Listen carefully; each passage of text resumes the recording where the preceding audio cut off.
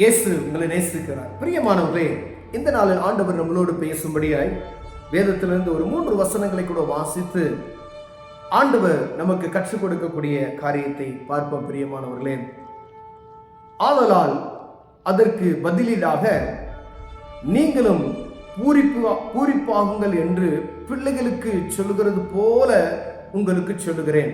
அப்போஸ்தலனாகிய பவுல் இந்த கொரிந்து சபைக்கு எழுதும் பொழுது இந்த காரியத்தை எழுதுகிறார்.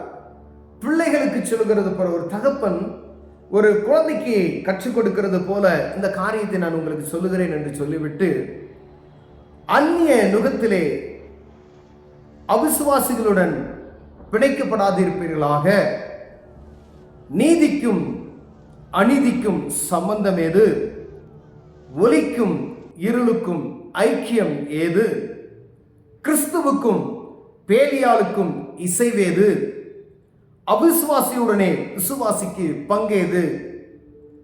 தேவனுடைய ஆலயத்துக்கும் விக்கிரகத்துக்கும் சம்பந்தம் ஏது? நான் அவர்களுக்குள்ளே வாசம் பண்ணி அவர்களுக்குள்ளே உலாவி அவர்கள் தேவனாய் இருப்பேன், அவர்கள் என் ஜனங்களாய் இருப்பார்கள் என்று தேவன் சொன்னபடி நீங்கள் ஜீவனுள்ள தேவனுடைய ஆலயமாய் இருக்கிறீர்களே. அப்போஸ்தலனாகிய பவுல் கொரிந்தியருக்கு எழுதும் பொழுது இந்த அருமையான ஒரு காரியத்தை அவர்களுக்கு, நான் என் பிள்ளைகளுக்கு சொல்றது போல, ஒரு குழந்தைக்கு சொல்லுகிறது போல நான் உங்களுக்கு சொல்லுகிறேன்னு சொல்லிட்டு, நீங்கள் தேவனுடைய ஆலயமா இருக்கிறீர்கள். இப்ப நான் ஆண்டவருடைய ஆலயம், அப்ப ஆண்டவர் சொல்லிட்டார் நீங்களே அந்த ஆலயம் என்று. அப்ப ஆலயத்துக்குள்ள செருப்பு போட்டு போக மாட்டோம். ஏன்னா அது பரிசுத்த இடம் அப்படின்னு சொல்லி. அப்ப இந்த ஆலயமாகிய சரீரத்தை நான் தீட்டுப்படுத்தாதபடிக்கு, ஆண்டவருக்கு விருப்பமில்லாதபடி அதை நடத்தாதபடிக்கு, இந்த ஆலயத்தை எப்படி பரிசுத்தமான வைத்துக் கொள்ள வேண்டுமோ அப்படி வைத்துக் கொள்ள வேண்டும். பிரியமானவர்களே, இது கொஞ்சம் கடினமான காரியம்தான். நீங்களே அந்த ஆலயம், அப்படியே எல்லாருக்குமே இந்த வார்த்தைகள் அடங்கி போவதில்லை. ஆண்டவர் சொல்கிறார் நீங்க தான் அந்த ஆலயம், நான் உங்களுக்குள்ள வாசம் செய்கிறேன். யாருக்குள்ள எல்லாம் ஆண்டவர் வாசம் செய்கிறார் என்று விசுவாசிக்கிறீங்களோ நீங்களே அந்த ஆலயம்.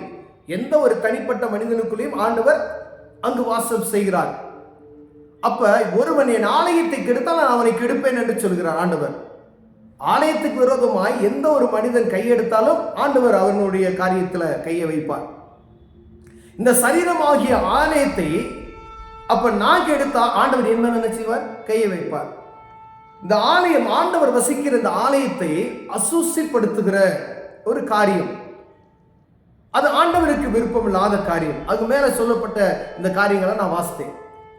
அந்நிய நுகத்திலே அவிசுவாசிகளுடன் பிணைக்கப்படாதிருப்பீர்களாக.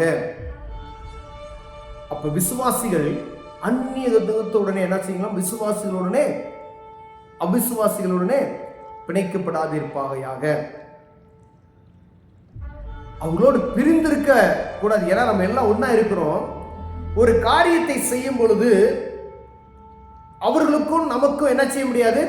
ஒத்து போகாது. அவங்க டிவி பார்ப்பாங்க, நீங்க டிவி பார்க்க மாட்டேன்னு சொல்லுவீங்க. அவங்க உதாரணத்துக்கு ஒரு சகோதரனோடு கூட போவீங்க, அவன் புகைப்படைப்பா, நீங்க புகைப்பிடிக்க மாட்டீங்க. அவங்க எப்படி வேணாலும் வாழலாம் அப்படின்னு சொல்லுவாங்க, நீங்க என்ன செய்ய இப்படிதான் வாழணும் நீங்க சொல்லுவீங்க. அப்ப அவர்களுக்கும் நமக்கும் ஒரு வித்தியாசத்தை ஆண்டவர் அந்த இடத்துல உண்டாக்கி வைத்திருக்கிறார். நீதிக்கும் அநீதிக்கும் சம்பந்தம் ஏது? அநீதி செய்கிறவன் ரவுடித்தனம் பண்றான், ஒரே பெரிய கலாட்டா பண்ணுகிறது, அடிதடி, இப்படி இருக்கிற ஒரு மனுஷன்ட்டு ஒரு நீதி உள்ள மனுஷன் போய் நிற்கும் பொழுது அவர்களுக்கு இவர்களுக்கு எவ்வளவு வித்தியாசம் இருக்கு பார்த்தீங்களா? அவர்களோட நீங்க பங்கு வைக்க முடியுமா? ஒரு எதிர்ப்பு, அதாவது ஒரு எல்லாமே ஆப்போசிட்டா இருக்குது. நல்லதுன்னா கெட்டது, அப்படி எதிர்மறையா இருக்கக்கூடிய காரியங்களை தான் இங்க சொல்லப்பட்டு இருக்கிறது. நீதிக்கும் அநீதிக்கும் என்ன சம்பந்தமே கிடையாது. ஒளிக்கும் இருளுக்கும் ஐக்கியம். ஒளியும் இருளும் ஒன்னா சேர முடியுமா? ஒளி வந்தா இருள் வெளியே போய் தான் ஆகணும். ஒளி வராத வரைக்கும் இருள் இருளா இருக்கும். இப்ப ஒளி அந்த இடத்தில் வந்தா இருள் விலகி போகணும். அப்ப எவ்வளவு ஆண்டவர் நம்மளுக்கு ஒரு உதாரணமான காரியங்களை எழுதி வைத்திருக்கிறார் பாருங்களேன். இதை நாம் புரிந்து கொள்ளும்படியாய் ஆண்டவர் நம்மளோடு இந்த வசனங்களை எழுதி வைத்திருக்கிறதை நாம் புரிந்து கொள்ளவும். ஒளி வந்துச்சுன்னா இருளுக்கு வேலை இல்லை. ரெண்டுக்கும் சம்பந்தமே கிடையாது. இருள்னா இருள், ஒளினா ஒளி. தேவனுடைய ஆலயத்துக்கும் விக்கிரகத்துக்கும் சம்பந்தம் ஏது? சர்வ வல்லமையுள்ள தேவன் அவர், ஆவியான தேவன். அவரை ஒருவரும் கண்டதில்லை, காணக்கூடாத தேவனாய் இருக்கிறார் அவர். ஆதியிலே ஜலத்தின் மீது ஆவியானவர் அசைவாடினார். அவர் ஆவியானவர்.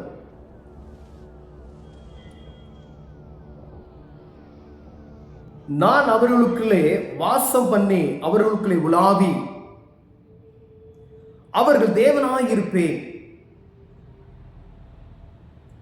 அவர்கள் என் ஜனங்களாயிருப்பார்கள் என்று தேவன் சொன்னபடி நீ ஜீவனுள்ள தேவனுடைய ஆலயமாயிருக்கிறீர்கள். அப்படிப்பட்டவர்களுக்குள்ள ஆண்டவர் சொல்வார், நான் அவர்களுக்குள் உலாவி அவர்களுடைய தேவனாயிருப்பேன். எப்படிப்பட்டவர்களுக்குள்ள? அப்படிப்பட்டவர்களுக்குள்ள ஆண்டவர் உலாவி அவருடைய தேவனாயிருப்பார்களா? அவர்கள் என் ஜனமாயிருப்பார்கள் என்று சொல்லி தேவன் சொன்னபடி நீங்கள் ஜீவனுள்ள தேவனுடைய ஆலயமாய் இருக்கிறீர்கள் என்று சொன்னார். பிரியமானவர்களே, அப்ப இவ்வளோ காரியங்கள் இப்படிதான் இருக்கணும், இப்படிதான் வாழணும், இப்படிதான் இருக்கணும், கட்டுப்பாடுகள் இவ்வளவு நிறைந்திருக்கு. அதை கடைபிடித்தாதான் ஆண்டவர் என்ன செய்வாரா? நமக்குள்ள என்ன செய்வாரா? வாசம் செய்வாரா? எனக்குள்ள உலாவி நான் அவனுடைய பிள்ளையாய் இருப்பேன். அவன் எனக்கு என்ன செய்வான்? அவனுக்கு நான் ஆண்டவர் சொல்ல பாருங்க, அவர்கள் என் ஜனங்களாய் இருப்பார்கள். ஒரு குறிப்பிட்ட மனிதன் ஆண்டவர் சொல்லல. யாரெல்லாம் அவரை நேசிக்கணும்னு நினைக்கிறாங்களோ, அந்த உலகத்துல மனிதனாய் பிறக்கப்பட்ட எந்த ஒரு மனிதனும் அவரை நேசிக்கும் பொழுது அவருடைய ஆலயமாக மாறிவிடுகிறார். அவர் ஆலயம் எப்படி இருக்க வேண்டுமோ அப்படி இருக்கும் பொழுது நான் அந்த ஜனங்களுக்குள்ளே நான் வாசம் செய்வேன். அவர்கள் என்னுடைய ஜனங்களாய் இருப்பார்கள். நான் சொன்னது போல தேவன் சொன்ன அவர்கள் என்னுடைய ஆலயமாய் இருக்கிறார்கள் என்று வேதம் தெளிவாக நமக்கு கற்றுக் கொடுக்கிறது. பிரியமானவர்களே, அப்ப எப்படி நம்ம இருக்கணும்னு சொல்லி ஆண்டவர் தெளிவா இந்த வசனத்தில் நம்ம சொல்லி இருக்கிறார். சுவாசிக்கும் அசுவாசிக்கும் பங்கு எது? இருக்க முடியாது. நீங்க ஒரு காரியம் செய்வீங்க, அவங்க ஒரு காரியம் செய்வாங்க.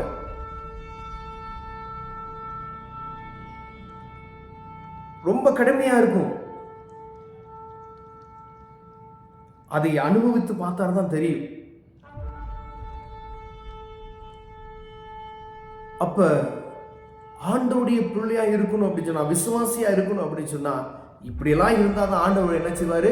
எனக்குள்ள வாசம் செய்வார். நான் அவருடைய ஆலயமாய் இருப்பேன். அப்ப இப்படி இந்த காரியம்லாம் நமக்குள்ள இருந்துச்சுன்னா, ஒருவேளை ஆண்டவர் சொல்கிறார், ஏதோ ஆண்டவர் பேசுகிறார், ஏதோ சம்பந்தம் இல்லாம ஆவியானவர் யாருடைய இடைவிட மாட்டார். யாருக்காவது ஆண்டவர் பேசுவார், இப்படிதான் இருக்கணும் ஐயா, நான் உனக்குள்ள வாசம் செய்யணும், நீ எனக்குள்ள நீ இருக்கணும் அப்படின்னா, நான் என் ஜனமாய் நான் உன்னை மாத்தணும் அப்படின்னு சொன்னா, நீ இப்படிப்பட்ட காரியத்துல எல்லாம் இருந்து விலக்கிரு. அப்ப நான் உனக்குள் வாசம் செய்வேன். உலாவி என்னுடைய ஆலயமா இருக்கிற உனக்குள் நான் உலாவி வாசம் செய்வேன், என் ஜனமாய் நீ இருப்பாய் என்று சொல்லுகிறார். பிரியமானவர்களே, இதுல சொல்லப்பட்ட காரியத்தில் நம்மகிட்ட எதுவும் குறைவு உள்ளவர்களாய் நாம் காணப்பட்டோமே, ஏன்னா நான் ஆண்டவருடைய பிள்ளையாய் மாறணும், நான் அவருடைய ஆலயமாய் மாறணும் என்று சொன்னா, இந்த சின்ன சின்ன அசுசியான காரியங்கள்லாம் எடுத்து போட்டு அவர் சமூகத்தை நோக்கி பார்ப்போமே, ஏனால் ஆண்டவருடைய பிள்ளையாய் மாற நம்மை ஆசீர்வதிப்பார். கண்களை மூடுவோம், ஜெபம் செய்வோம். அன்பின் தகப்பனே, நீங்களே அவருடைய ஆலயம் என்று சொன்னீங்க ஆண்டவரே, அதற்கு தகுதியுள்ளவர்களாக எங்களை மாற்றுங்க. இந்த நிபந்தனைகளுக்கு உட்பட்டு நாங்கள் நடக்கிறதுக்கு எங்களுக்கு பலனை தாங்க ஆண்டவரே. மாம்சமான யாவும் எங்களுக்குள்ள காணப்படுகிற மாம்ச சிந்தனைகள் மாறி போகட்டும். இயேசுவின் நாமத்தில் பிதாவே, ஆமென்.